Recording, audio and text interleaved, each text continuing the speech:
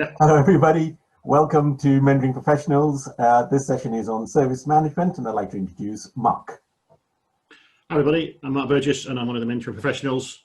For those of you who are part of our Slack channels, you'll know that I run the Untitled Service Management channel, and we have a question of the week.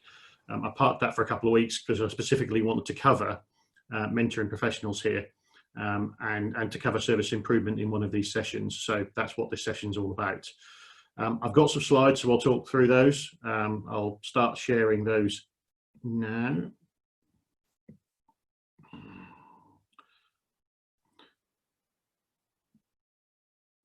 Excellent. So I've titled this Service Improvement Is. For those of you who've got a similar kind of knowledge and background of 70s and 80s rock music as I have, you might recognize that from a David Bowie exhibition that was in London a while ago. That was kind of David Bowie Is, and it talked about all the various aspects of his life. And I saw service improvement the same. In terms of service improvement means a number of things to a number of people. And I thought going through what service improvement is to me and to others would be a good way of covering that. I'll do a brief kind of introduction. So, as I said, I'm Mark Burgess. I've worked as a service management professional now for many years, more years than I really care to add up. So I've run cabs, I've managed problems, I've managed major incidents, I've done service transition. So I've done a wide range of things, but there are specific periods during my career when I've been a service improvement manager with specific responsibility for managing a program of service improvements. And some of the examples I'll give as I work through this will come from those periods. One was for a large insurance company, where it was a radical service improvement for a year to remediate some particular services that were getting poor customer feedback. As you know, this week the theme of the mentoring professional sessions is all around improving customer satisfaction, both internal and external. So I had a period doing that, and I also had a period running a large service improvement transformation called Operational Excellence within a global bank that was primarily looking to improve the efficiency and effectiveness of IT and its delivery of internal services. So I've got experience of shaping IT programs and programs for service improvement. I've got experience of owning and delivering them, and I've got experience of how we track and manage the benefits from them. And how we then play those back and communicate. So I will talk to those. The slides are more reminders for me to be able to use the examples that I've got and the sections that I've got. So I'm going to talk around improving customer satisfaction. I'm going to talk around improving employee satisfaction. I'm going to talk around how service improvement is something everybody should be interested in and has a role to play in. I'm going to talk around service improvement and as a planned project and program. I'm going to talk around how to manage and track benefits for it, which is cunningly like the benefits tracking and delivery session that Mentoring Professionals is running this afternoon. There is a lot of commonality between how service improvement tracks and delivers benefits and the way we do it for a project and program. About how service improvement is continuous, and then we'll take questions and answers. The questions and answers there are more to remind me to allow some time for an open question and answer as we get our way through. I will from time to time pause, and do feel free to ask questions in the chat. I will continue presenting, and Dev will remind me that at the end of each slide we'll then pause for a second and I can take questions as they come up. So we'll work on that way. Okay, so against the theme that we have for this month's Mentoring Professional sessions, service improvement is about improving customer satisfaction.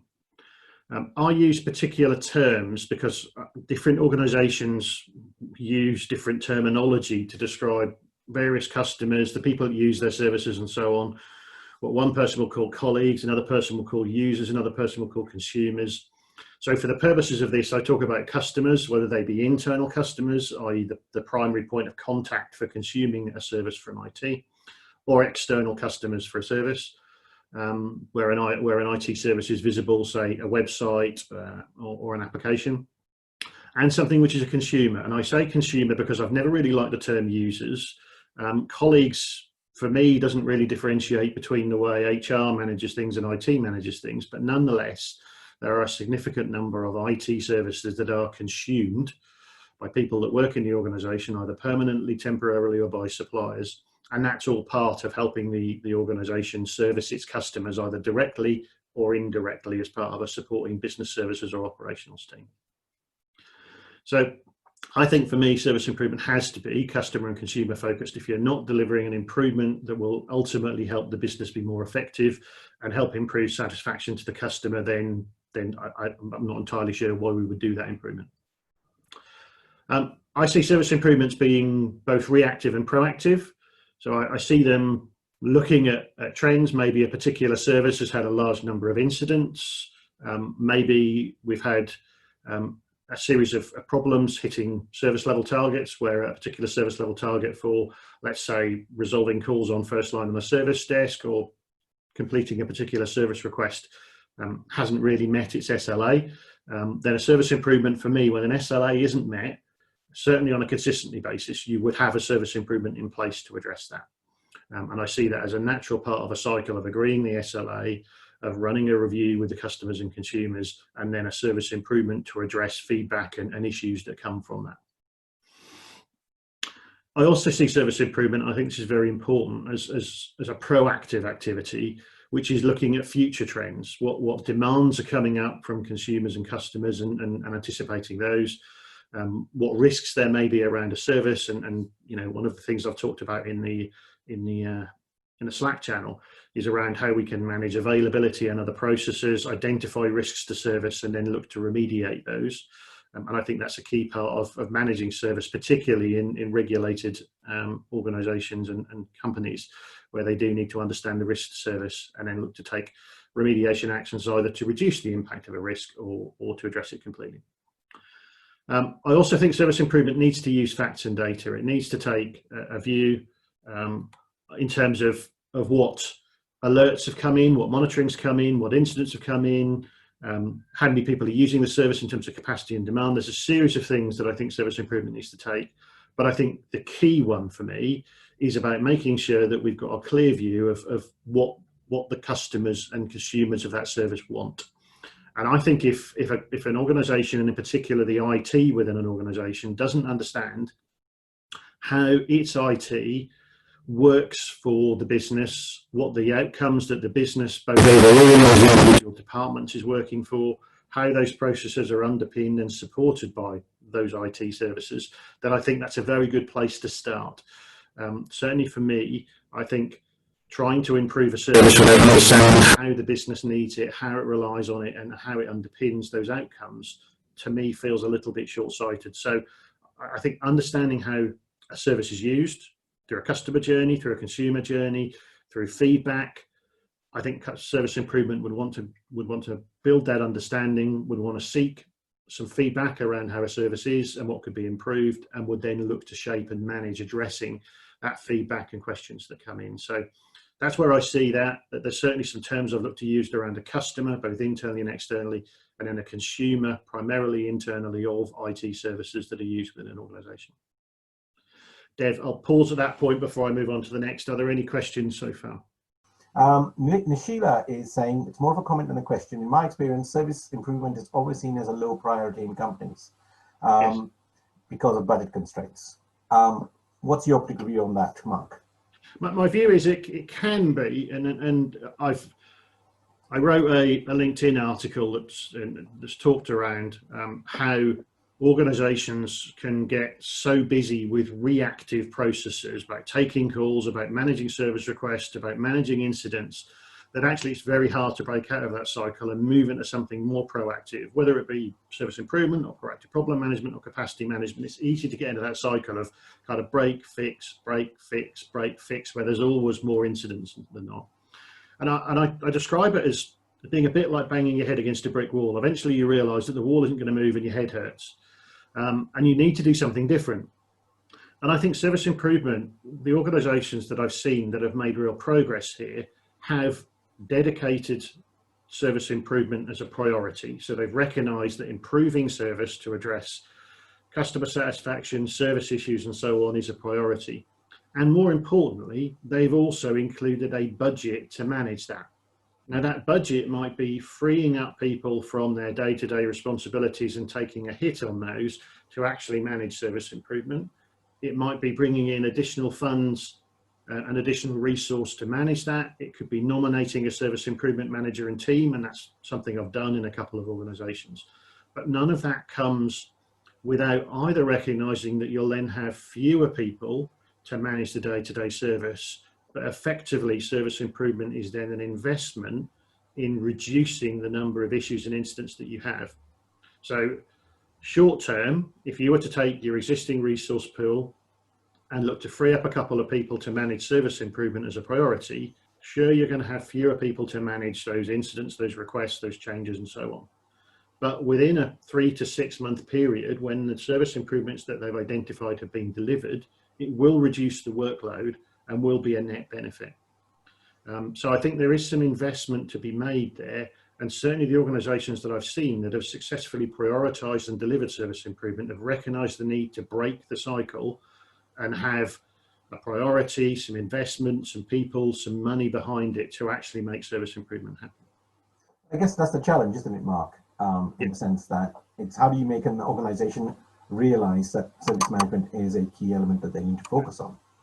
And the unfortunate thing is, the other thing that's common about many organisations that have prioritised service improvement is they've had that moment. They've had that moment when a critical service has failed too many times and somebody says, what are we going to do about it? They've had a moment where a piece of technology has really let them down and has impacted either customers or consumers and they need to address it. It's those sorts of really nasty service experiences that have led to some of the largest service improvement programs that I've seen. Now, obviously, there is a level of service improvement that I'm going to describe here, which doesn't wait for the worst to happen and needs to be an ongoing process. But I think the thing that has triggered many organizations to take service improvement seriously and to prioritize it has been that groundswell of, you know what, IT just can't carry on as it is and service is really broken. Sure. So Nishila just sort of carries on with that a little bit, and I'll come back. There's another question, so I'll come back to. But surely that is problem management and not service management. I'll come on to that. Hold that thought. So there's a number of things the number of things where you could potentially talk about processes colliding, and I do address that in a later slide. So hold that thought, and I will come back to it. Okay, Nishila, hold that thought. So Liju is saying that what are some of the key aspects that need to be considered while prioritizing improvements in a CSI register? Okay, yeah, I'll talk to that. So I'm going to cover customer and employee satisfaction first, and then I'm going to get on to how you would shape a service improvement program in my experience. Okay, cool. That's it for now. It reassures me that I've got the right things covered in the session, so this is all good. Good. I'll move on. So as well as customers, we have internal consumers, employees. And so I think service improvement does need to understand and listen to employees to understand how IT services are consumed and experienced, very much as I was describing. What business processes do they work on? What outcomes do they work to? What's important to them? And how do the IT services manage it? IT clearly has a number of services that are consumed by those employees. It will consume HR, it will consume an intranet, it will consume, the various applications they need to do their business. There's a series of things where you'll want access to an application, you'll want a new device, you'll have a mouse that may be broken, you want to request those. And I see service improvement as being a great catalyst to actually streamline and improve the service of those. So they're then advocates for those rather than victims of services that are perhaps taking too long. The worst case I ever heard was taking over 200 days for somebody to answer a request from an internal employee who wanted a laptop. It took 200 days to tell him he couldn't have one, which was frankly ridiculous, but that was how broken the processes were in that area. So I think service improvement needs to look at that. It needs to look at making sure that there is a service request catalog and that it's easy to consume those. Certainly there's a lot of automation that we can put in place with the various ITSM and other tools to both take those requests, to assess them, to manage budget and line management approval if required. So managing all of that has become a lot easier with the ITSM tools that are now available. Clearly, you'd want to plug into various user groups, you'd want to plug into employee satisfaction surveys and so on. I know from experience that there'll be a groundswell of feedback from employees about IT services and how service is supported. And so picking those up will be useful, but equally, understanding what the strategy of the organization is, understanding where that might change future employee demand. An example I've given is where organizations move from being maybe working in offices with desktops to working remotely with laptops will fundamentally change the services that are being consumed. And I think as more people work from home through the COVID pandemic, So you're starting to see a greater use of remote services, of Wi-Fi's in outside of offices, and of remote connection facilities that perhaps wouldn't have been as important or used in every organisation before. So that fundamentally changes it, and understanding where those strategies are going and starting to think about how we can improve the consumption and support of those services is an important topic for service management. I think service improvement also has an opportunity to understand what other organisations are doing. Some organisations are willing to share, certainly from a mentoring professionals viewpoint, from ITSMF UK, who I also work with, and others. There is a lot of sharing between organisations, both some industries that are happy to share amongst peers, and others that do it through more professional forums like UK ITSMF. Obviously, there's also best practice frameworks. We'll talk about ITIL a few times, but there are others. There's YASM and so on, SMBOK, and of course suppliers. And I will mention this again in the future, but clearly, depending on how big your outsourcing and supplier engagement is, your suppliers will have a large part of service to deliver potentially, and they will have a lot of experience and knowledge of not just how they deliver service to you, but how they deliver the service to others. And so I certainly wouldn't be above or have a problem with asking suppliers for their suggestions and support in terms of how to best drive service improvements forward. Again, Dev, I'll pause at that point before I get on to how you manage a service improvement and pull it together. Sure. So there is one question from Jonah that I'll ask just now. But before I do so, does anyone want to ask a question directly to Mark? So you can actually unmute yourselves and ask a question now. Hi, my name's Tim. Can you hear me? Yes, I can, Tim. Yeah. Yeah. Hi there. I mean, like you, I've got a passion for service improvement, and like you, I'm a Bowie nut, so I can relate to all that. I don't know if what I've faced in service improvement is unusual. I've had a position before where I've talked to my boss, been in a job, and I said, you know what, I think we could really improve our process here. I've spotted something that's going through the cracks, and if this happened, and sort of tried to look at it from describe it clearly or costed. And my boss said to me, Tim, with the money we're making, why would we bother? And it was absolutely impossible to improve anything, because we're making good money this quarter, and okay, people are, instead something that should take 15 minutes takes a member of staff 5 hours, but it doesn't take a senior person 5 hours. They say, well, just do it. And if something ever gets right, something so chronically bad that a customer's literally throwing all the toys out the pram, I get a thing that I had a priority one. I said to the technical team, I've got a priority one. My customer is, spitting feathers here. And they said, well, I'm sorry, everybody in the world is working on Bank of America at the moment, because Bank of America collapsed and said, we can't put up with this. And then the senior big head honcho said, whatever it takes, fix it, and screw everybody else. And then when I look at that, I think I don't even know. In the end, I think, look, I'm getting paid, but I won't. I do what I can for my customers, but I won't try and improve the system because I can't. It's a great question, and we had a similar one, and we've run this session once this week before, and we had a similar question there, and it was kind of, how do I get buy-in to service improvement from people that don't necessarily buy into it as much as we do? I think at the moment organisations are in one of three camps broadly. There are some organisations that are really struggling to stay afloat. The COVID pandemic and lockdown has really changed the way they work. You think about entertainment, you think about retail. There are certainly some sectors where just keeping going is tough.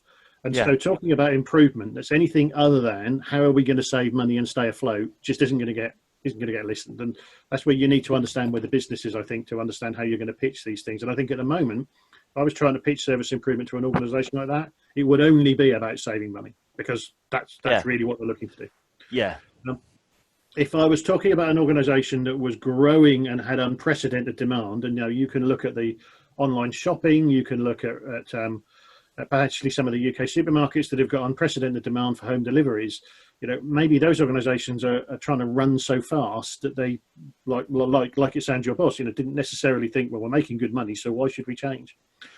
I still think there are some missed opportunities there, but I do recognise that sometimes that's a question of pitching service improvement to say, but we can use service improvement to help us cope with that growing demand, because we are doing good money, we've got more demand, and so here's a way of doing it. So maybe I turn it into more kind of performance and capacity and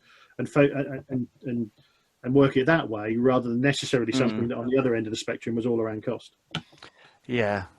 You see, I mean, there's another problem I see with service improvement, and this is not the job I spoke about, but in my last job, we were receiving services. We weren't providing, well, we were providing services, but we also had a big vendor providing us with services.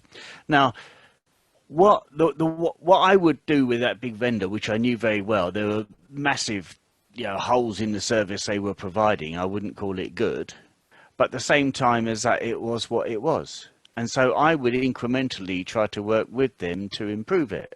And I'd ask them to do things that they did or didn't do, etc. Now, my boss had a different way, and my team had a different way of approaching this. They said, what we need to do is pressure them all the time to improve what they're doing, which means every week we had, like you said, you had these meetings which were arguments all the time. Yeah. The modus operandi was now we need to hammer them. And of course, I could see whilst the ethic was, okay, we're hammering them, we're pressuring them, because I've been on the other side where I'm providing the service, where people are trying to hammer me and pressure me, but they're not trying to work with me.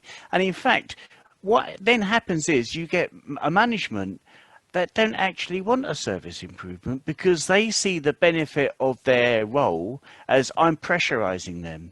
When you then, I've maybe incrementally been in a position where I make improvements to the service, and the people actually getting the improvements from the management side begin to not like it because they're losing their grip, they're losing their arm lock on me because they say, look, I phoned up Tim, but what are we going to get him on this time?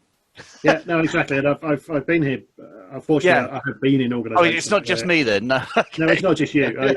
So some of that goes down to how the contracts are originally negotiated, and Sure. I've had this conversation about kind of contracts underpinning SLAs and services before, where if you get the contract wrong, and a number of organisations try and rush to do a tender and a contract, in my experience, don't think about kind of services and improvements and consequences, and then pay for it over the life of that contract.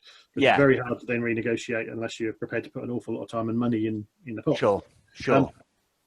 I think it's still possible nonetheless to have grown-up conversations with suppliers around how can we work with you to make improvements, and that being part of the culture and the way we do business around here. But I have also worked in organisations where, frankly, IT and the business didn't want service level agreements because IT didn't really want something that would be a stick that the business can beat them with. And the business likely another complainer say, right, what can we get the service delivery manager on this month? And you've kind of got to find a way of breaking that cycle. And until you've done that, then service improvement is going to be a bit of a tough sell. So Okay. I'm glad to hear it. I mean, because sometimes I've seen quite a lot of this. I mean, it's not always been like that. I have sort of had positive experiences as well, but I've seen a massive amount of this kind of somebody comes up with something that's a criticism of your team, and then in a team meeting, the first thing the boss says is they're trying to pin this on us. Hang on, let's get it off our desk. Someone else can pick it up. And I think that's where you need to reckon. That's where there's a kind of a comms and an expectation setting that taking feedback and managing improvements is how we do business.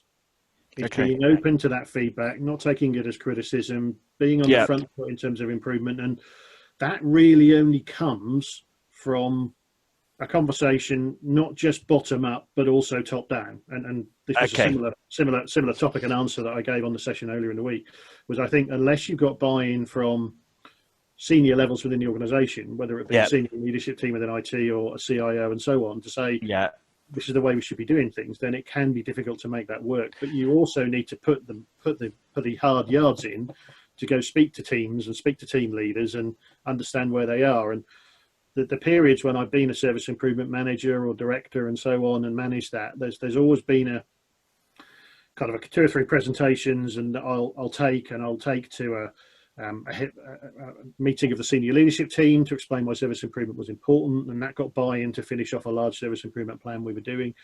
I'd go speak to team meetings, any group of managers that came together, technicians, service desk, I'd have a presentation ready to go and would take any opportunity to go and explain what we were doing, why it was important, and what it meant for the people concerned. And bit by bit, that would gradually change perceptions. Okay. Let me ask Jonah's question. So it's a bit of a long question, so I'll read it as is. Perhaps too big a topic for this session, and not sure if my perception is inaccurate, but increasingly people seem to be reducing service management to the use of ITSM tools, with SM functions being moved out to technical support and away from service management as an organization entity. How should service improvement be handled in this context? I talk about that on the next slide, and to paraphrase, I think everybody has a key role to play in terms of service improvement, but unless you have a champion, a chair, or somebody to drive it, then service improvement is likely to end up further down the priority pile than you'd like. And I think there's a similar risk around, saying that you don't need a central service management function, a central service and process owner team. I think saying that you're going to manage that and devolve that out to individual teams means there's a likelihood that you'll end up with local different practices, and some of those things that are important, incident, problem, change, service improvement, and so on, just dropping down the priority list, and as a result of which not being done. And the long-term implications of that are, quite a significant breakdown in terms of how service is managed, and would ultimately end up degrading those services. Okay, I hope that answered your question, Jonah. If not, please. Oh, okay. So Jonah's follow-up is, that's my fear. How do we avoid that? Well, I think it's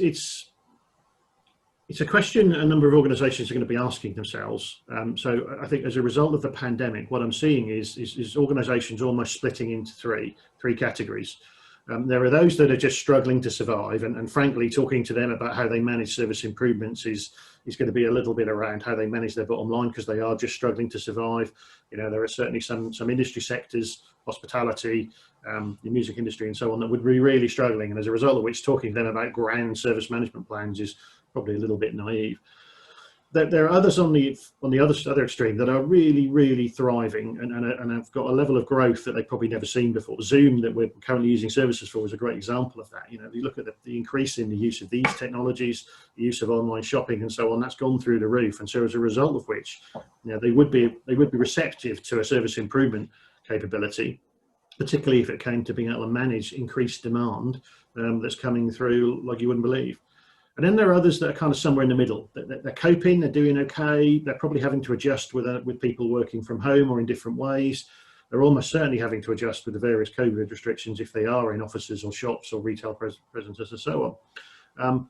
But I think for me, it would be around having a conversation around where they want to be in a few years' time, what the strategy is to get there, and where they're actually having a central service management function to manage that as a control, to manage risks and to manage consistency is going to help them get there, or whether just allowing it to then devolve out, and potentially the risks of having multiple different flavors and versions of processes and improvements and so on, how that would work. But it kind of comes to, where do you want to be in 2 or 3 years' time, and what would those various options around full devolution, having a level of central service management and improvement, what would that look like? And that's a kind of classic pros and cons and benefits of options paper, which I've certainly developed before when it comes to organisation proposals in various large commercial, public and private sector organisations. Thank you, Mark. I think, Jonah, you can ask a follow-up question later on. Mark, before you move on, a quick question from me. Service management is not just about IT services, though, is it? I mean, because I understand there's a lot of focus on IT services, but you do have non-IT services that can be managed and improved. You do, yeah, absolutely. And it's one of the things I found interesting searching for jobs, is that when you look for a service delivery manager, you do find a series of roles that are IT, and then a series of roles that are around how an organisation provides services to internal or external organisations. I've seen service managers or equivalent roles sit within HR. I've seen service managers sit within finance teams. I've seen service managers sit within, various parts of organizations that were providing a service either to its own employees or out externally. And equally, you'll find suppliers will have something like an account or service manager that will face off to the various organizations that they provide service to. And of course, not all of those, as you say, are IT, but nonetheless, just consistently delivering things the way you've always done it without looking at the opportunity of taking feedback and looking to address and improve.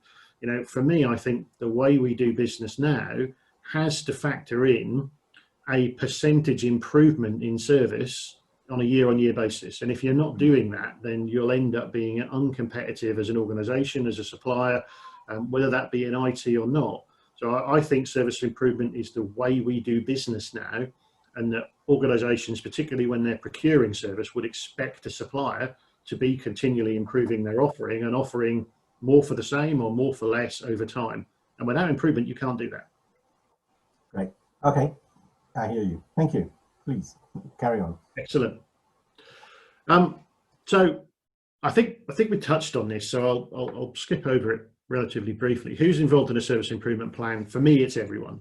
I have worked as a service improvement manager, variations on a title of that, and occasionally I've had a service improvement team, particularly for an organization that had fairly broken internal service levels and wanted a radical service improvement delivered in a year. Quite an aggressive piece when you bear in mind it was a wide range of IT services. So I have worked in organizations that have had a dedicated service improvement manager with a team budgeted and managed behind it. The cons of that, so the drawbacks of that is there's a risk that you make it someone else's job, and that effectively the key teams could be infrastructure, could be service desk, could be application support, could be actually be in the business itself, who have a key role in delivering and realizing those service improvements, just say, well, let the service improvement do that, not realizing that to make a real difference, there will be work they need to do, there'll be adjustments to how they manage approvals, there'll be work that they as team members need to do, either to change through the service improvement or to help execute and deliver those service improvements. So by having a dedicated role, whether it be one person or a team, there's always a possibility it becomes somebody else's job. The advantages are, it gives you a focus area, it gives you a champion, it gives you somebody who can bang on the drum. And I was, as I say, towards the end of the time I was managing a radical service improvement for a financial services organization. We were about 2/3 of the way through a year, and we'd made good progress, but there was still work to do. And I was asked to go along to a management away day when we still had them, and stand up and give a presentation on the work we've done so far and the support we needed from them. And actually getting somebody to stand up and say, this is what we're doing around service improvement, this is what your individual teams will need to do, and this is where I need support, proved to be a real catalyst to get the remaining work delivered. And I think if there hadn't have been somebody who was responsible and accountable for leading that, I'm not sure those service improvements would have been delivered, because getting all those managers together in one place, getting the then CIO to stress the importance of doing this, actually made a real difference in terms of getting traction and buy-in and mobilizing the work. And as I think we've talked about a couple of times, many IT teams are busy, they struggle with the amount of resource that they've got, and so getting time to actually champion and drive those things can be difficult for them. Some do a great job of it, and I'm not belittling them, but I am saying, look, that is the case in many areas. I think it is important to have a register of service improvements, and I know one of the questions referred to it, but it's not something that everybody does. So I think having a central register of service improvements is a wise idea. That could be for a process or practice, that could be a service, that could be across an organization, depending on the level of maturity. I think it actually helps to start to bring them together into a central register and then have filters that enable you to look at it for a particular process. Could be incident management, could be capacity management, and so on. For a service, could be email, could be a finance service, could be an HR service, or across a whole organization. I would also recommend that we get to a point where anyone could propose a service improvement, either within IT or outside. And I would certainly, as I mentioned on the previous slide, look to get supplier service improvements aligned, and I'd want to encourage suppliers to bring forward improvements and drive them for their services, and I'd make that a kind of standing agenda item for any formal supplier reviews, and I'd want to make sure that they understood that it was not only requested but expected that they would come forward and not only support the service improvements that the organisation was managing, but also look as suppliers to help champion, position and drive service improvements that they've got from their experience with other customers, or just opportunities that they see as new and emerging technologies or service offerings come on from them. Great. We do have a question, Mark, from Kaz. Kaz, over to you. Hi, Mark. Hi, Kaz. It's sort of, I'm sure it'll be covered later, but one thing that I'd be very keen on learning about is how we identify the where we are now and report on it, quantify it, Yes. to then what the actual improvements seen, the benefit realization part. I can absolutely do that. I can't share the format I use, but I will describe it in such a way that you'll understand it, because Lovely. it had information that was around service levels in a particular organisation. But yeah, I will absolutely share that and cover it. Marvellous, thank you. Yep. A quick question from me then, Mark.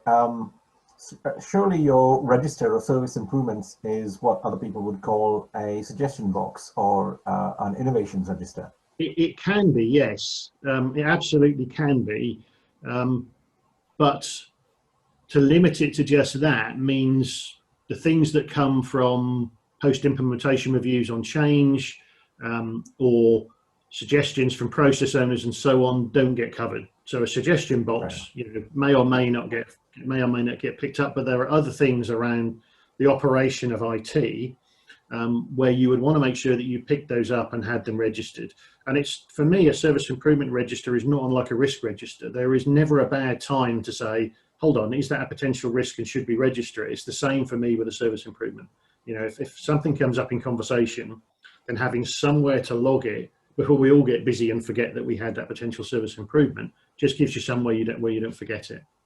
Because I've worked in organizations where in some cases the service improvement register has literally been those service improvements that people have already reviewed and said, yes, we need to do it, but we don't have the time now, and we'll just park it so it goes on there. Whereas I think what you're saying is that anything that anyone comes up with as a service improvement should be recorded. It can, yeah, and sometimes, and I'll talk about this on the next slide, it can be that you pull together 2 or 3 suggestions or more from different people and recognise that they have a common theme and can be addressed by a single service improvement. So when it comes to using that register to prioritise and pull them together, sometimes there's a common theme that you can address 2, 3, 10, 100 suggestions that have come in from various people, and you start to see the themes across them.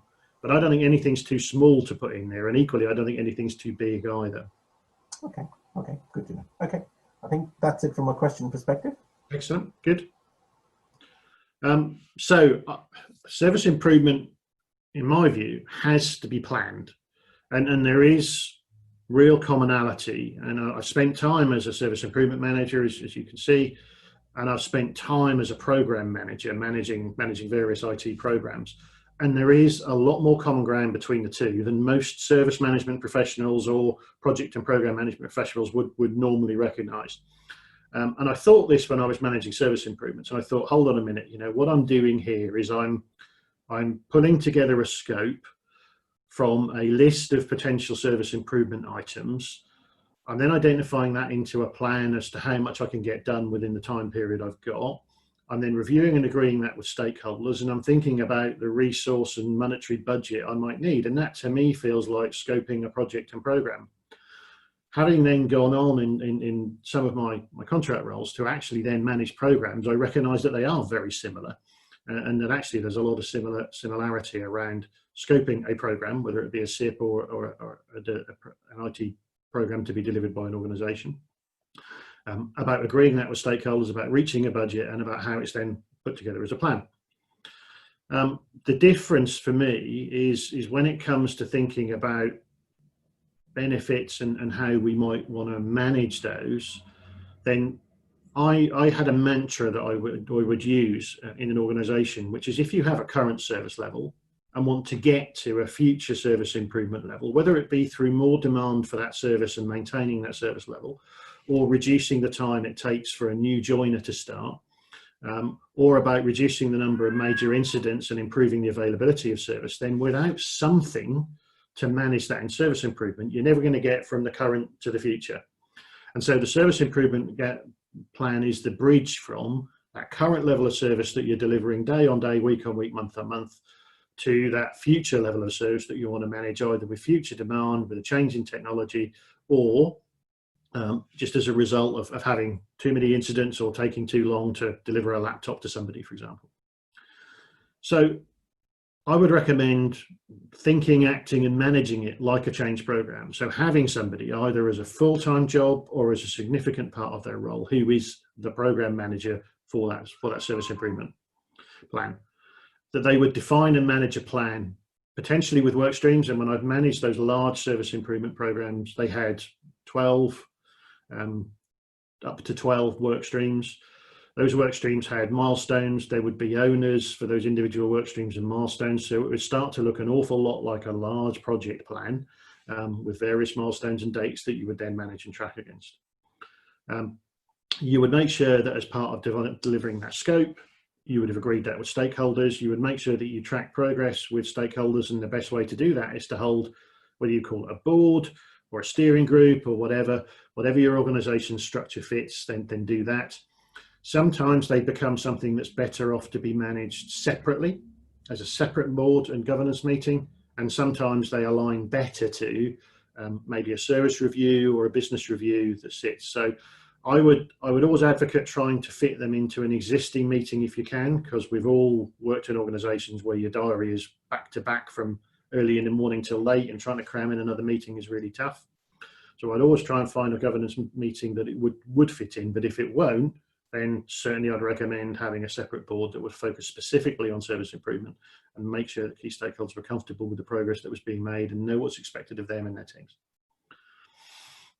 I would also maintain a benefits realization plan. And yes, I do talk about that more on the next slide to answer Kaz's question, so I'll come to that in a second. I see a sliding scale, and it depends on the organization as to how they want to manage this. You could have a local team, for example, a service desk team, who's recognized the need to improve something and they want to drive it themselves. That's fine. That's a service improvement in my mind. You could have a service or a process, say change management, that has a series of suggestions and improvements, and it needs to have service improvements. Again, to me, that's a service improvement. Or you could have an organization that wants to pull a series of key themes and issues together and have a transformational level of service improvement program. And again, you can scale up to that. And I think there comes a point when managing something as a SIP and not having it as a formal project or program starts to break down a bit. But I would see all of them being service improvements. I would see the bigger scale and scope you get, the more you need a budget and a scope and a board and governance behind it. So, it's kind of similar to delivering any IT project and program. There comes a point when you've reached a size where you do need those controls and that governance in place just to help you make the delivery work. The other thing that this reminded me of was just like a project or a program, it will also help as a tip to run a lessons learned review after a service improvement plan has been delivered, to assess if we get the benefits, to see if there's anything that we did well and would do again, to see if there's any lessons learned that would change it, and then use those to inform future service improvement cycles. So certainly those lessons learned review that I've done at the end of programs and service improvements have a lot of consistency, but it's primarily around, did you realize the benefits? How was the scope managed? How did you get buy-in? And are there any lessons we can learn for the future? Both good things we'll carry on, or perhaps more challenging things that we want to do differently. So I'll pause at that point before the last couple of slides and take any further questions. You said it's like everybody's business, the service improvement, etc., which I agree with. I mean, the next job that I'm looking at to take on is a quality assurance manager, which is my job title. So I'm quite looking forward to that, because I like things to have a nice quality to them as best as you can get within the constraints. I think all the other times I've tried to get service improvements through is kind of been part of my job to do it, but not actually in the job title. And I think over the years, what I'm looking at now, because I appreciate the point that you made about it kind of it has to come from the top. The interest in it has to be genuine from the senior management.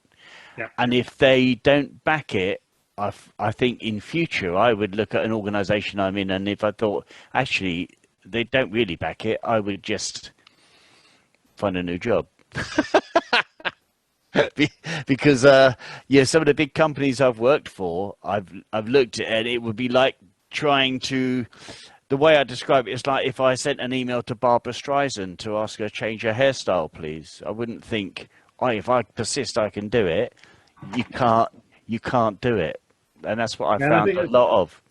I agree, and I think there is but that's the way we've always done things around here, which I think is the kind of it's the enemy of service improvement is, but that's the way we've always done things around here. Yes. And, you know, I've got a series of answers to that, but mostly, do you want to keep banging your head against a brick wall or not? Because, you know, there's definitely a better and smarter way of doing this. And that's where, you know, kind of you'll see people ask questions where they get to that penny drop moment and say, but we've seen this incident before, and why aren't we addressing it? And hold on a minute, why is it taking this long on a regular basis? And those are the things that you can say, but if we had service improvement, and you can just keep dripping away at it. So, you know, I do think it's, if you've got an organisation that buys into service improvement, and I think it is a mindset, you know, somebody in the last session said, is it a function or is it a process? And I said, well, I think it's both of those, and I think it's also a mindset. I think if your organisation is geared up to say we must be thinking about continually improving, then that's a help. But if not, getting everybody to understand that is going to take time. And there are times when you might just have to say, you know what, I believe in service improvement, the organisation doesn't. Yeah. How much effort am I going to spend in terms of trying to change it? Yeah, that's probably, I mean, it is a mindset. It's a simple, the way that I see it, it's as simple as going into a shoe shop, right? You go into a shoe shop, you see some shoes and you say, oh, I like them. I try them on. They're really nice. Have you got them in brown? And in one shoe shop, they'll go, no. And another shoe shop, they'll say, oh, actually, I checked in stock and we haven't, but we have got a shop, you know, in the next town. Perhaps you could I could order them for you. Yeah. And that's a different service. I mean, it might be bad news they haven't got the shoes in brown, i.e. we can't give you what you want, but the attitude is different to say, I'm sorry I haven't got what you want right now, but I'll keep working till I get it. But that isn't very current in IT, as I've seen anyway. I agree. And I think if people aren't understanding the need for service improvement, then I've found, you know, literally just kind of a wake-up call that says, well, by the way, if this IT organisation was outsourced, then you'd expect it to be continually improved, or our competitors are certainly not standing still and saying that's the way we've always done stuff. So examples where you can use that competitive or threat from some future around a different way of doing things, that can help. Mark, I have a question from Paul. Yeah. His question is, how does one balance ongoing change and the changes planned as a result of service improvements? i.e., there is a SI team implementing changes whilst the target of the change is undergoing an internal change, potentially having a crossover with service improvement. Well, it's a good question. Thank you. And the answer is, if you manage service improvement as a plan, then like any other project, you need to talk to other projects to understand the dependencies. And whether you do that at CAB level, which tends to be the last line of defense in terms of avoiding clashes between changes.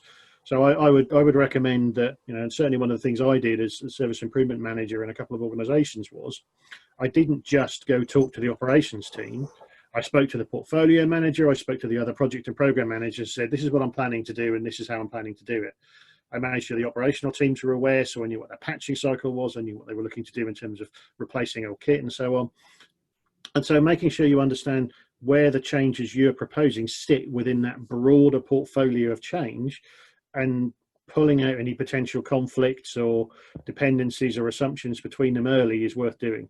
And I think that's where I see service improvement as one of a number of projects and programs going on, and would therefore engage as much with those projects and programs is a lesson I've learned.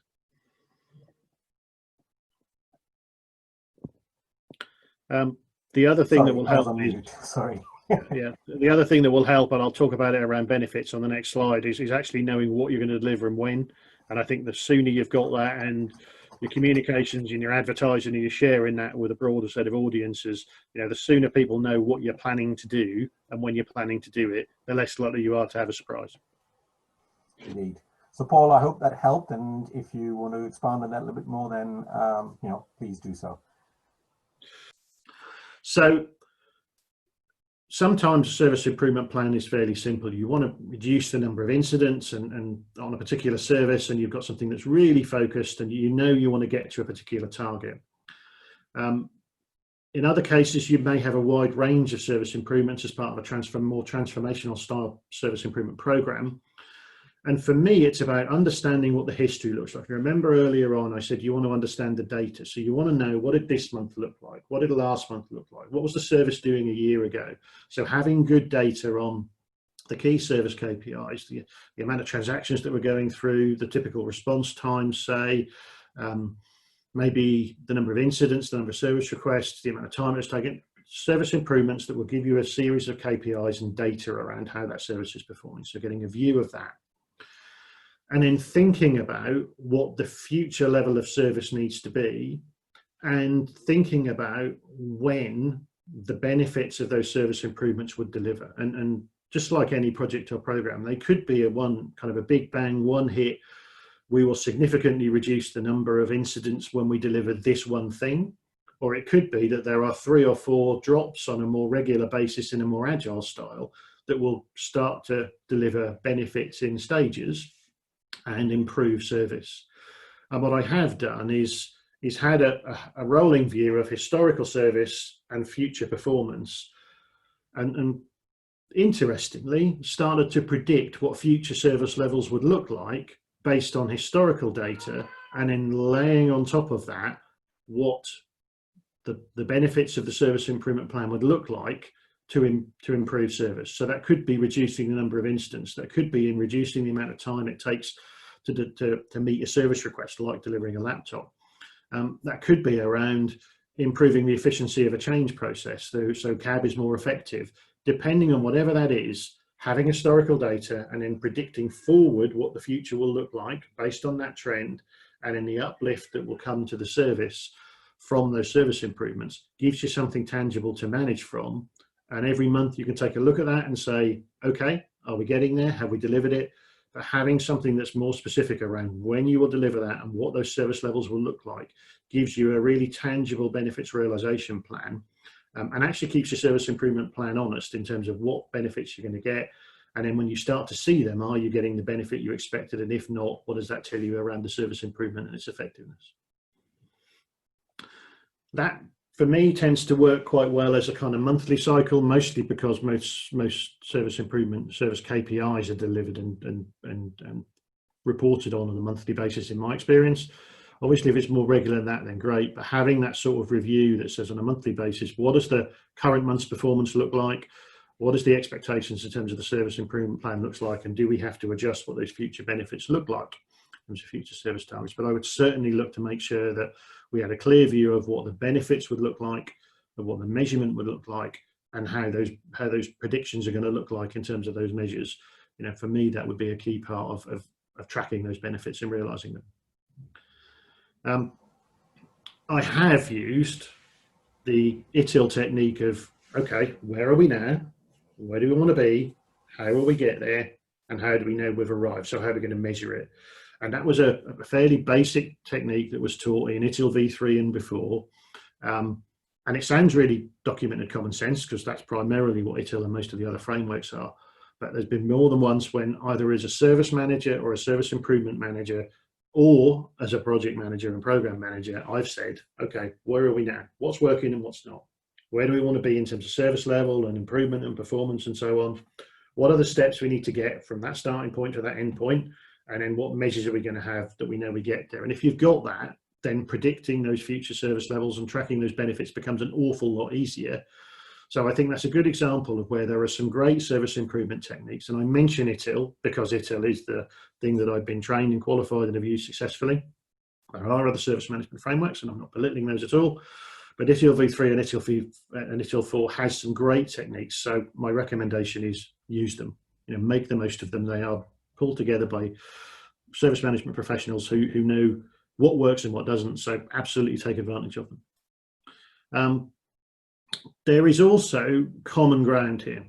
So a service improvement is around wrapping things together and getting something done that's ultimately going to drive service forward in a proactive way. It might come from looking at reactive data, but it is nonetheless making a proactive improvement. And there are elements of service level management, and there are elements of availability management where if something was not meeting availability targets, or where something was not meeting a service level management target and an SLA, you would have a service improvement from that. And so there's an element of common ground between those processes and service improvement. Same with capacity management. Capacity is all about predicting future demand based on historical data and working out what interventions you need to make sure that you can continue to have the right capacity at the right time for the right cost for the right reason. And so there's commonality there around capacity uplifts and service improvement. Service continuity is the same. Service continuity and availability might potentially identify single points of failure that need to be addressed, or particular responses to issues and incidents that need to be addressed. And again, there's some commonality there. And problem management as the ITIL process that will identify the potential root cause of incidents and look to put in place either workarounds or long-term fixes to address those root causes. Again, something that starts to take a proactive view on those and says not just what incidents have we had, but what might we have and how we're going to address those in a proactive problem management focus. Again, there's a lot of commonality there. I don't get too hung up on what badge we use to describe service improvement. But what I do think is if you're in the fortunate position where you've got service level managers who want to make improvements and availability managers and capacity managers, and they all want to make improvements, and making sure they all talk together and don't tread on each other's toes is the sensible thing to do. But I'm not saying that everything has to be called a service improvement, but I think there is some common ground between those other more proactive service management processes and service improvement, and just making sure that you're all on the same page heading in the same direction is a good start. If you want to pull those together and make them into a broader service improvement program, then great. But having 3 or 4 areas that are trying to drive in different directions and not talking to each other, I can see where that might not go so well. Okay, so I've got, I think, one more slide after that, and then we can open for broader questions. But has that generated any further questions with those two, Dave? We have one question from Jonah. Yep. It is, how would this approach be applied in Agile and Devops environments? So I think it needs to run quicker. So I think from my viewpoint, it doesn't matter how a service is delivered. And I remember before DevOps and Agile was a twinkle in somebody's eye, we used to get things that were delivered as proof of concepts or pilots. And I would be a service manager, I'd be managing a change process or whatever, and somebody would describe it as a proof of concept or pilot. And then there'd be an incident with it. And then they'd say, Mark, you're going to fix that, aren't you? And I'd say, hold on a minute. It was a pilot and a proof of concept, and you weren't asking it to be a live service. Yeah, but now people are using it live, so you're going to have to fix it. And I used to go, well, but that's just nuts. So I think it is entirely possible to have something that's delivered in a DevOps and Agile way and have service improvements factored into that. But it does potentially mean that the cycles have to reduce and be quicker. It does mean that you'll have to think potentially about a quicker turnaround, about making sure that you understand what those improvements are, and then having more of a two-way conversation between the DevOps and Agile approach and what service improvement wants to manage. So I describe a monthly process because most organizations I've worked with have had a monthly service review process. And that's about, as old hat now as potentially having a waterfall project to some. So I think it would almost certainly mean a quicker cadence, but it would also mean more conversations between the service improvements that are needed to manage the services that are being delivered and DevOps and Agile, where it's delivering services either to enhance those or in addition to those.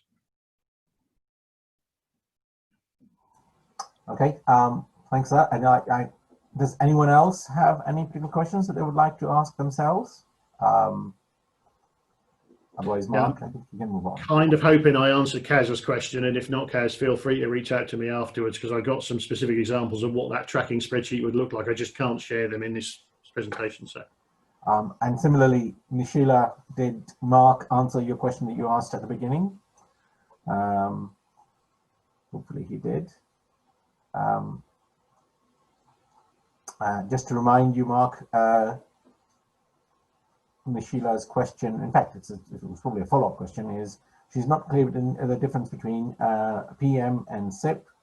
Surely there needs to be a clear line so that there is no ambiguity, or else there'll be a conflict between the manager and a SIP manager, a program manager and a SIP manager. It's a good question, and I think it depends on how the organisation wants to manage change. I have seen organisations where a SIP manager is more aligned to an operations or service or support function. I've worked at organisations where there was a run team and a change team, and the run team would do service improvement and the change team would deliver projects. So I have seen service improvements run on the operations team, and I've also seen service improvements pulled together into a formal project that's run as part of the portfolio of projects and programs. And neither of those is right or wrong. It depends on how your organisation wants to manage those things together. I think a service improvement is primarily something that wants to get you an uplift in and an improvement in specifically defined service or services, whether that be a process, whether that be a particular service that's delivered internally or externally, and it has a particular focus to manage that. It's not about delivering a new service. It's not about transitioning something from a project into operations, that service transition. And it's not about kind of retiring old services. All of those to me fit within a more traditional project and portfolio.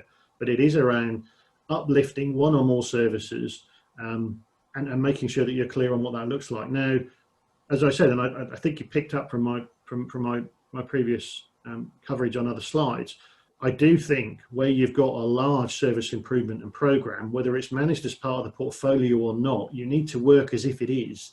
You know, you need as a service improvement program lead to be thinking about, hold on a minute, well, I'm delivering this. What else is the organization trying to do? And is what I'm doing going to work with them, or is it going to work against it, and vice versa? So I don't think whether something is delivered as a service improvement or a project is necessarily something I'd invest a huge amount of time in arguing about, but I would say where it's a significant service improvement, you do need to understand what the roadmap looks like across that portfolio and be talking about. And one of the things I did as a service improvement manager was I talked to anyone. You know, I would talk to the business around what improvements they were going to see. I'd talk to the process owners around what I was looking to do. I'd talk to the service desk. I'd talk to the service managers. I'd talk to the capacity manager. I would have a presentation that I delivered dozens of times in a month just to explain what was going on. And that would include to the architects and the delivery teams, so to the program managers, the portfolio teams, and so on. And sometimes that would go, great, that saves us a job. Or other times it would be, hold on a minute, well, if you're doing that, did you know we were doing this? And we need to find a better way of them working together. So I think just like a project or program where you would want to communicate and talk about the benefits of the delivery, the same applies in service improvement. And that includes talking to other service improvement managers, talking to other project managers and other program managers. Okay, that's good. And just to remind you also of Liju's question, which was about prioritizing improvements in a CSI register. Oh yes, yeah, I did promise I'd talk about that and then didn't. So when it comes to that register, you do want to make sure that you've got a scope that's pulled together that's deliverable within the time and budget that you've got. And this is where there is some real commonality between the way that you would scope and manage a project and program to make sure that the budget and the benefits actually add up and can be delivered. You don't undersell or oversell them. And I find it's useful to have that register of service improvements to make sure that against each of them, you know whether they're going to be, what it's going to take to deliver them. Are they complex? Are they going to be expensive? Are they going to be difficult? What do you think the sort of likely timescale is going to look like? Do you need money to make them happen? So you do have to buy licenses or tools or so on. And as a result of that, you can then look at them. You can agree with your project board and stakeholders where they want to manage that prioritization. It could be on something that's saving money. It could be on something that's improving a particular service. Each organization will have their own individual drivers. And the trick for me is about aligning where the business wants to go and where it's currently feeling pain to the service improvements that you prioritize. And to make sure that if you've got, say, 6 months to deliver a service improvement, you take on 6 months worth of activity and not try and do 12 in that 6 and fail. So it is an element of budgeting, it is an element of estimating, it's an element of understanding what it would take to deliver, and of then trying to pull things together that can be delivered either because they're a priority for the organisation and need to be done, or because there's some commonality and synergy between them. As I said, you can sometimes find that the same people make a similar suggestion and they can be pulled together. But it is very important to make sure that what you take on can be delivered within the time scale and budget that you've got, because service improvement will very quickly fall apart if you overpromise and underdeliver. Okay, that's great. There is a question from Jonah. Service improvement management is a function rather than a role. Is that right? And just he carries on. So I think it depends. So for me, service improvement is a process. In V3, you'd call it a practice in ITIL 4. And so I see it as a process. And like any process, there will be roles within that process, one of which will be a service improvement manager or similar to it. That service improvement manager would either be somebody who is dedicated, or it could be a role that you nominate somebody to have alongside other process roles. But I don't see it as necessarily a function like service desk is a function, but I do see it as a process for which people have to fill individual roles. And as a result of which, that could be something that requires a dedicated team, or it could be that you nominate, agree, or appoint somebody to lead on a particular service improvement and make it happen. For example, you could say that a process owner for change management is the person who's going to drive forward a service improvement for the change management process. That doesn't make it a separate functional piece, but it does mean that the process owner of that change management process is almost certainly the best positioned person to understand the issues and drive that process improvement forward. So I'm going to conclude and say some people see service improvement as a one-off, and I don't. As I said at the start, I see service improvement as the way we do business. I see it as a constant cycle for organisations, and I think internal customers and consumers would expect an IT organisation to be continuously improving. And I think as a consumer of services from a supplier, I would expect that supplier to be finding, recommending and implementing opportunities to improve their services on a continuous basis. It is not a one-off thing. It is not like service is broken, we will fix it, job done, now let's carry on. I see service improvement as a continual cycle. I think if there are multiple plans running in parallel, it might be better to pull them together into an overall program, because having lots of fires burning in lots of places can be very difficult to control. But again, that depends on the organisation and how they manage it. And it comes back to that, do you see this being a central team? Do you see this being something that you give responsibility out to those devolved functions to or not? Having said it's continuous, it's not continual. And the reason why ITIL v3 talked about continuous service improvement, not continual, is because continual changes can be confusing. So if every week you run a change approval board for the change management process, and every week you need a different form or have a different approval process because the SIP has identified that we need to change and change quickly, then actually it can be very confusing. You're raising changes on a regular basis. Okay, it was that last week, it's this week, what's going on next week? It's just going to cause confusion. That does mean that you need to communicate in advance the sorts of things that are coming up, and of course you'll have a good communications plan around those and make sure that those people that are involved in those processes are aware. But it also means that any improvement you make needs time to bed in and to realise their benefits before you rush on and make the next big service improvement. So it is what was described as kind of plan, do, check, act. You scope an improvement, you deliver that improvement, you give it some time to realise the benefits, you learn the lessons from what's being done, and then think about the next phase. So it is something that I see going in a cycle, and I do think that many improvements need some time to bed in to see whether the benefits that were expected have been realised or not, and that's where then future service improvements would start. I also think that it's important to factor in the budgets, whether it be people or money or both, into what's required for operational services. And when it comes to setting budgets, and it's not quite budget setting round in most organisations, but to actually have some money set aside in an operational budget for service improvements would be a sensible thing to do, because it's often very difficult to do something for free. If you are going to talk about having a service improvement manager, that person's going to need to have some pay and rations, and they're potentially going to need to spend some money. So budgeting for service improvement, whether you want to make it as a big one-off hit and then have a smaller tail going forward, or have it as part of your ongoing cycle, I do think budgeting for people and money to manage it is a sensible thing to do. as part of a run the organization service management and support function. So that's, as you said, there's a lot from my experience of running service management and of running both a service improvement program and a service transformation program, which had a similar focus. We've got 2 or 3 minutes left. Hope people have found it useful. If there are any final questions, then again, happy to take them. There If is not, a question from Mohammed. Yep. And I think it's going back to your to one of the earlier questions about the difference in a project manager and a service manager. So let me read this question out. It's my understanding is that service management and improvement is related and applied to operations and organizational processes. But I sometimes see that people refer to project management, which is about the delivery of project before it becomes a service.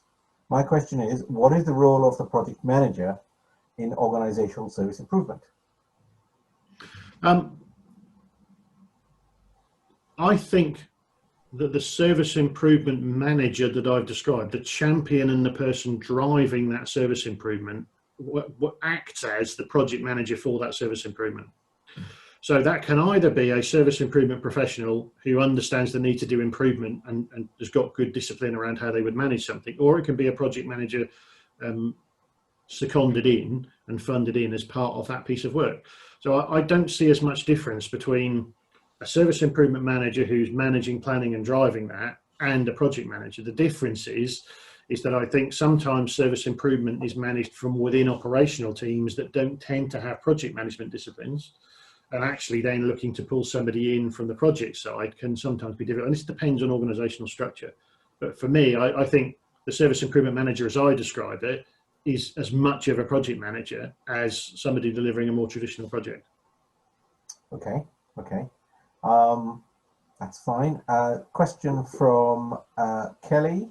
How can you drive CSI throughout the organization so that it's in front of everyone's mind? Does it have to be in their individual KPIs, or what are the other ways to make CSI? Okay, it's a great question, and as most of the questions that start like that end up, it does require a lot of legwork. It does require going and speaking to the senior team, whether it be in IT or above, to make sure that they understand the need for service improvements, the benefits of it, about getting buy-in, about making sure that it's then got buy-in top down. It's about going to speak to individual teams and understanding the pain that they feel and how service improvement can manage it. It's about communicating to the business the benefits for service improvement. There's a lot of stakeholder management and communications to get the level of buy-in here. And I won't say I've downplayed it through this, but I think that there is quite a significant amount of communications required for service improvement to be successful. And that does start with getting buy-in. And for me, that's about identifying the people that are actually going to help make a difference. And sometimes that can be the SLT within a senior leadership team within an IT function. Sometimes it can be those 2 or 3 teams that are really struggling right now and need help, and getting them on board and for them to be the catalyst and role models for making an improvement. That will be the thing that will sell it to the rest of the organization. So knowing how the organization works and the sort of stakeholders that can help you get stuff done will really help getting that buy-in and traction. Great. Kelly, I hope that answered your question. And another one from Rami. He says that he manages a field service organization servicing clients across USA and Canada, and they rely on subcontractors to perform a service in different parts of the country. One of their challenges is how do they maintain the same level and consistent service of delivery on site due to resource experience. So I think the question is, how do they ensure a consistent level of service quality across the board? Well, I think you've got to know what that service quality looks like and have both in the KPIs and the processes that you manage ways of assessing whether that's been met or not. And that could be a combination of customer satisfaction, time to respond, time to address, cost of service and so on. Making sure that that's clear and baked into the contracts will help. And I tend to find organizations that commit one thing to their internal customers and then their supplier contracts actually can't meet them. And so I've talked before about having your SLAs tying up with your contracts and making sure that works. If those contracts are all aligned, and if the KPIs are in place and are consistent between all of them, then for me, it's a question of sitting down and saying, okay, let's make sure that we've got a consistent level of performance. Let's make sure that we're getting consistent feedback. And if not, what would individual suppliers as part of that nationwide chain need to do to be able to get to that level. And as I say, get to a point where your suppliers understand that continuous service improvement is what's expected of them, and you're starting to get somewhere. Assuming that they can just carry on doing the same and getting paid the same amount of money for the same amount of work isn't going to work. So baking that into contracts up front and making sure there's an expectation that's set, it will get there, and you will get to a point where suppliers understand that they do need to make sure that they're continuous, and they do need to make sure that they're delivering the right level of service and meeting the right level of satisfaction and so on consistently. Yeah, I think one of the key things you said there, Mark, was about the contract and making sure that you include all of these service levels in your contract. Because if they're not in there, then there's no reason for a supplier to meet them. Absolutely. And I've worked in an organisation where we did a gap analysis between the service level agreement that was in place between IT and the customers, and then we looked at, you know, the amount of time to resolve an incident or the notice needed for a change and so on. And then we looked at what the individual contracts that have been negotiated over many decades had put in place, and in many cases what was promised to the customer couldn't be delivered by one or more of those suppliers, because they were contracted to, you know, double the amount of time to resolve an incident, or they had half the time for notice for changes. So actually, you know, the SLA was not underpinned by the contract, and that meant that the promises that had been made internally by IT just couldn't be realised. Sure. And again, communications is key there, because everyone needs to know what's in there. And that's not an easy fix, as you know. It'll take a while to go back and review those contracts, but recognising you've got that problem and then working that through the contract review cycle will get there. But many organisations have that problem and haven't actually looked at the commitments they've got internally and then looked at their contracts. And maybe for a future session, we can perhaps think about more around kind of SLAs, contracts and supplier management as to how we manage it. Service improvement fitted well with our theme this month of customer satisfaction, but I think there probably is something around kind of SLAs, OLAs, contracts and so on in terms of how best to manage them. Yes, great. Okay, I think that's it. There is no further questions. I've just seen a couple of comments. I'm not sure what people are commenting on. Yes, please, great idea. Was there a question? That might have been my suggestion around SLAs and suppliers and contracts. Yes. Yeah. Sure. Okay. Fair enough. I get that. Yes. I think we thought we had something planned for this time, but maybe next time we'll do a whole session on SLAs. I think we talked about it as a potential one, and then we ended up with the panel on service management. So yes, that's right. So that's a good plug for this panel. Do you want to talk, or do you just tell everyone about your panel? Yeah. So we got a rerun of this later in the week, and then we've also got a service management panel with a focus and a theme that's going to be based on customer satisfaction. And we've got myself and other mentors effectively going through panel, and we will work through a series of kind of prompts. We'll invite questions from the audience, as this one will, and it's going to be around service management and customer experience and customer satisfaction.